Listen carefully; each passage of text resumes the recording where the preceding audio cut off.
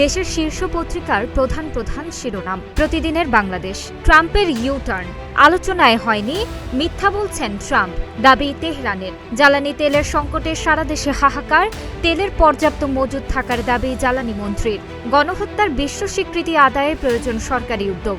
ঈদ বিরতির পর আবারও যুদ্ধ শুরু।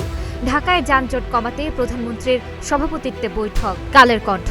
জ্বালানি তেলের তীব্র সংকট, পাম্পে ভিড়, ভোগান্তি চরমে। গণহত্যা ও নৃশংসতার ভয়াবহ কালো রাত আজ। মানব পাচার মামলায় সাবেক লেফটেন্যান্ট জেনারেল মাসুদ রিমান্ডে। যাকে নির্যাতন করে হত্যা করতে চেয়েছিল তিনি এখন প্রধানমন্ত্রী, বলছেন পিপি ফারুকী। ইত্তেফাক। জ্বালানি তেলের সরবরাহে ঘাটতি, গ্রাহকের ভোগান্তি। ঢাকার ট্রাফিক ব্যবস্থাপনা ঢেলে সাজানোর উদ্যোগ নিয়েছে সরকার। মার্কিন কংগ্রেসে ৭১-এর গণহত্যার স্বীকৃতি চেয়ে প্রস্তাব। যুদ্ধ বন্ধে গোপন মধ্যস্থতা কাজে আসছে না, হামলা চলছে।